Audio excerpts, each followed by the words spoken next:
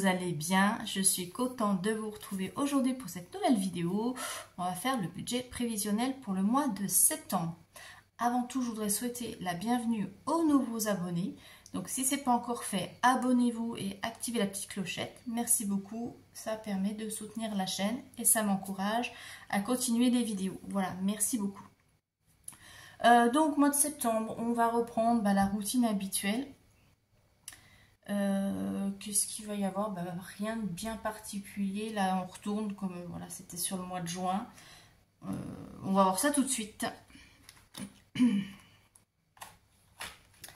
Alors, hop. Je vais peut-être même le décrocher. Hop, ça ira mieux. Allez, c'est parti. Et vous, est-ce que vous avez déjà planifié votre budget de septembre? Qu'est-ce que ça dit? Comment ça s'annonce? Dites-moi tout en commentaire, n'hésitez pas. Alors, pour les revenus, donc salaire, ça ne change pas. On est toujours à 1600. La pension pour ma fille, ça ne change pas non plus. Par contre, ce qui change, j'ai vu, ça c'est bizarre, pour la CAF, enfin, bizarre, je cherche plus à comprendre. La CAF, donc moi c'est prime d'activité uniquement, parce que je rappelle, j'ai pas droit à l'allocation logement, puisque mes revenus dépassent le plafond. Et puis comme j'ai plus qu'une enfant à charge, j'ai plus droit aux allocations familiales. Donc là c'est la prime d'activité, et là j'ai vu elle remonter à 155, voilà, au lieu de 139 pour les 3 derniers mois. Pourquoi, je ne sais pas, mes revenus n'ont pas bougé. Je ne cherche plus à comprendre. S'il y en a parmi vous qui travaillent à la CAF et qui peuvent peut-être nous expliquer les calculs, ou je ne sais pas, est-ce qu'il y a eu des augmentations, enfin, bref, voilà. Plus 155, moi je ne suis pas une spécialiste de la CAF, je déclare exactement ce que j'ai gagné. Des fois c'est un peu comme le jackpot, c'est ah tiens ça augmente, ah tiens ça baisse, bon, voilà, bref. Donc, ce qui nous fait en revenu 2041 pour septembre. Donc, pour ceux qui viennent d'arriver, qui ne connaissent pas trop ma situation, je rappelle, donc je suis maman solo. J'ai 3 enfants, mais les deux grands ont quitté le nid, donc j'en ai plus qu'une à charge. Et puis, je travaille, voilà, classique. Niveau des crédits dettes, je ne termine pas le mois d'août à découvert, donc là je vais pas mettre le découvert, j'ai pas de crédit, j'ai pas de dette, voilà, donc là je ne mets rien et on va passer maintenant aux dépenses fixes. Donc dépenses fixes, moi c'est tout ce qui est prélevé sur mon compte bancaire. Allez, c'est parti, on commence par le loyer, donc 678, j'en profite parce que je pense j'en profite encore quelques temps, je pense que là au mois de novembre ils vont encore l'augmenter, comme ils ont fait l'année dernière. Donc c'est ce que je disais, il y a des propriétaires, même en passant par agence, pendant toute la durée du bail, ou même après, ils ne revalorisaient pas le loyer. Et là, ici, ils ne gênent pas. Au bout d'un an, j'avais déjà reçu, hop, on augmente. Donc là, je pense que ça va être pareil. C'est vraiment... Bref, je vais arrêter de râler. Ouais, je suis une râleuse, mais je suis gentille. Je dis ça parce qu'on a vu un t-shirt en vacances, des t-shirts personnalisés, et ma fille m'a montré, dit regarde maman, ça c'est pour toi. C'était marqué, je suis une râleuse, mais je suis gentille. Et c'est moi. Senko qui veut participer. Ça va, je te gêne pas trop? Donc prêt. Hop, mets-toi un peu là. Ça, je le mets ici parce que, je le rappelle, c'est un prêt que j'ai en commun avec une personne et je ne peux pas le solder avant. Donc, il ira jusqu'au bout. Donc, il reste ici dans cette catégorie. Je pourrais le mettre là, mais moi, psychologiquement, c'est plus simple qu'il soit ici. Ensuite, le leasing pour la voiture. On est à 242, ça ne change pas. L'assurance. Donc c'est assurance habitation et automobile, on est à 54. Le gaz, on est à 101. L'électricité, on est à 31. Internet, Donc je suis à 16, donc oui je sais, je paye pas beaucoup, c'est parce que c'est un fournisseur local, c'est la fibre, et j'ai pas pris les options télévision, Canal+, machin, je ne sais quoi. C'est vraiment le forfait de base. Tel, pour moi, on est à 16. Ensuite, non c'est 15, bon, c'est pas grave, on fait l'inverse. Téléphone pour ma fille, bah, c'est 16, donc du coup je vais mettre 15, comme normalement c'est 15. Pas grave. Cotisation de compte courant, on est à 12. Et Netflix, on est à 9. Voilà, on va faire le total.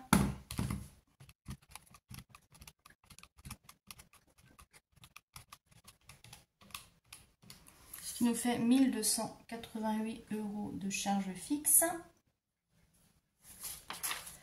Ensuite, dans les virements permanents. Alors, j'ai le virement vers le LEP. Ça, c'est toujours 40 € et c'est pour alimenter mon fonds d'urgence. Et puis, le virement vers mon livret, l'autre livret, c'est 10 €. Ça, c'est pour ma prévoyance obsèque. Moi, j'ai pas souscrit à une assurance. Avant, j'avais une assurance vie. Enfin, une assurance vie. C'était une assurance prévoyance. Donc, je donnais 10 € tous les mois. Mais c'est à fond perdu. Donc s'il m'arrive quelque chose, ok, il y a de l'argent qui est reversé à mes enfants, mais au bout je ne le récupère pas, c'est perdu. Donc ça j'ai arrêté parce que en calculant je me suis aperçue, ça faisait des années que je l'avais, plus de 10 ans, en fait l'argent qui part comme ça.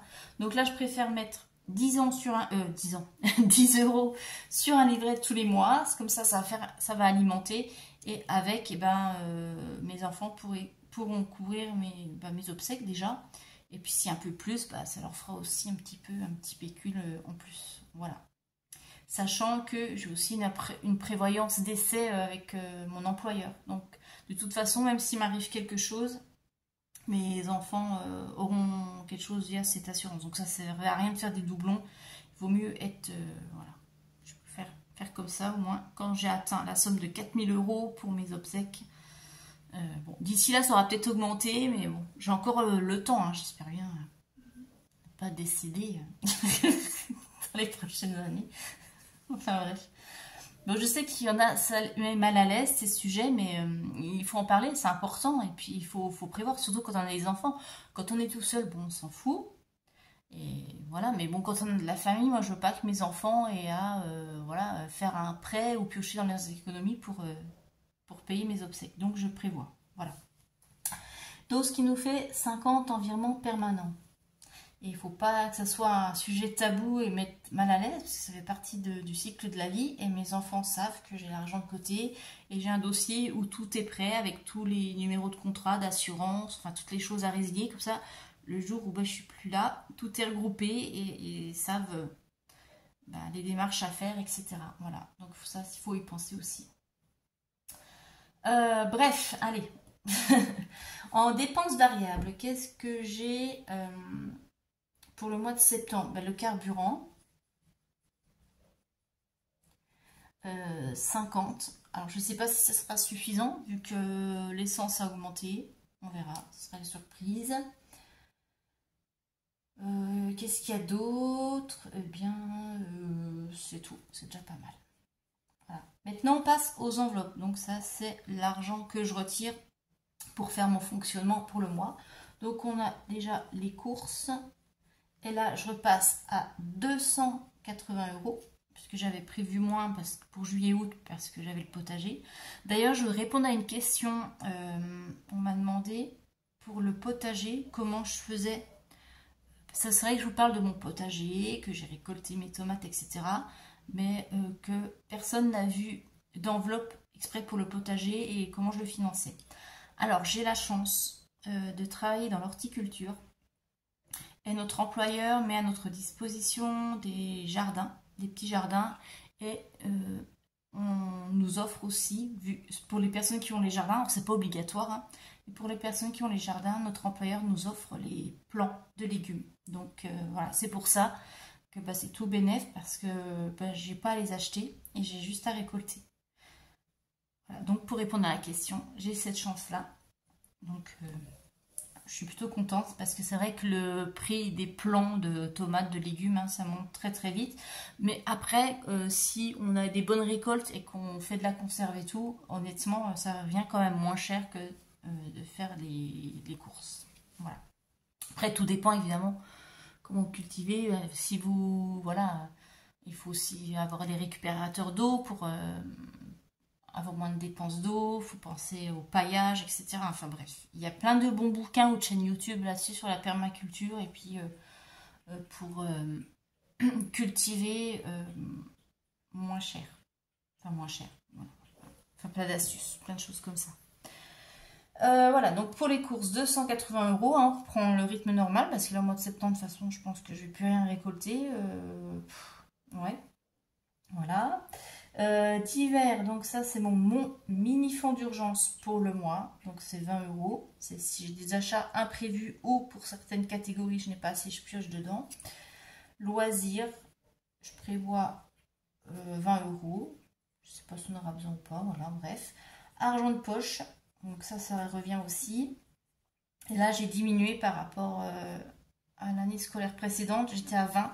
Là je mets 10 parce que comme j'ai augmenté le forfait téléphone de 10 €, ben voilà, une partie. Je peux pas, ce que j'ai expliqué à ma fille, au bout d'un moment, moi mes revenus sont toujours les mêmes. Je peux pas rajouter ici et rajouter à droite à gauche. Bah tant pis, on diminue l'argent de poche, mais en contrepartie, là, un meilleur forfait téléphone. Voilà. On ne peut pas avoir le beurre à l'argent du beurre. C'est aussi important que les enfants comprennent qu'il y a un moment, il faut faire des choix. Voilà. Et pour moi, je mets 20 €. Ça, je vous rappelle, c'est pour manger une fois dans le mois au food truck. Je ne sais pas si j'utiliserai ou pas. On verra. Voilà. Donc ici, on est à 300, 320, 340, 350. C'est ça? Et ouais, 350. Je vais calculer hein, parce que j'ai mon cerveau cramé. Plus 20, hop, 350. Voilà. Donc, on va faire le solde, savoir ce que je peux mettre dans mes épargnes. Et je vais arrêter de blablater, de me disperser.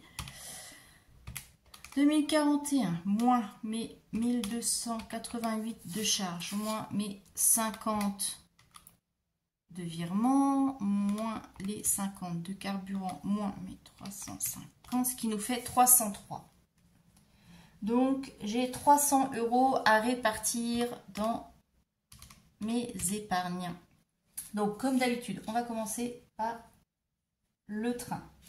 Donc ça, le train, je rappelle, c'est pour financer les trajets en train quand ma fille va chez son papa. Donc pour les vacances scolaires. Alors, 40, moins 40. Ensuite, Noël, 20. Anniversaire, je mets 10. La taxe d'ordure, on est à 10. Et je vais mettre, comme il me reste encore 220 € à répartir, et bien je vais en profiter, je vais mettre dans l'immobilier. Pour mon projet IMO, je mets 100. Ça, je vous rappelle, je mets tout le temps 100 €. Donc si j'ai moins, je ne mets pas. Donc 100. Et puis, eh bien, je vais mettre, il me reste 120 € à répartir. Je vais mettre 60 pour les voyages. Pour le voyage qui est prévu là au mois de mai. Pas prévu, j'aimerais bien. Et puis, c'est reparti. Hein. On va épargner pour les vacances. Je vais mettre 60 pour les vacances. Voilà. Donc ça, c'est fait. Ce qui nous fait un total d'épargne de 300 €. Et il reste un solde de 3 €. Pour l'année prochaine, il faudrait vraiment que j'augmente mes lignes d'épargne parce que ça fait un peu de just ici. Donc voilà pour ce budget du mois de septembre. J'espère qu'il va bien se passer. On va reprendre la routine. Ma fille rentre au lycée, donc il va y avoir plein de changements. Notamment déjà, il faut qu'elle fasse ses trajets en train. Donc ça, l'abonnement de train, je ne le mets pas ici parce que je le règle avec la prime, l'allocation de rentrée scolaire. Je l'ai mis de côté pour payer l'abonnement de train qui est de pratiquement 23 € par mois. Voilà, donc ça va servir à financer ça. Et puis il va y avoir de la restauration scolaire. J'ai vu que le tarif était plus élevé qu'au collège, mais les prélèvements commencent pas en septembre, c'est en octobre ou novembre, je ne sais plus. Il faudrait que je regarde ma feuille. De toute façon, j'ai déjà prévu sur mon budget. Voilà, donc ça reprend le rythme. J'espère que ça va aller. Sachant que bientôt, j'aurai la régule gaz-électricité, là, au mois de septembre ou octobre, je ne sais plus. Donc, on va voir s'il y a des bonnes surprises ou pas. Bref, voilà, on va reprendre le rythme.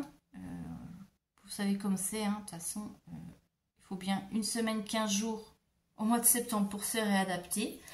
En attendant, je vous souhaite de bien finir la semaine. Si vous êtes encore en vacances, profitez. Je souhaite une bonne rentrée à tous. Mais de toute façon, d'ici là, on fera encore un point ensemble. Je vous fais de très gros bisous et je vous dis à très bientôt. Bye bye.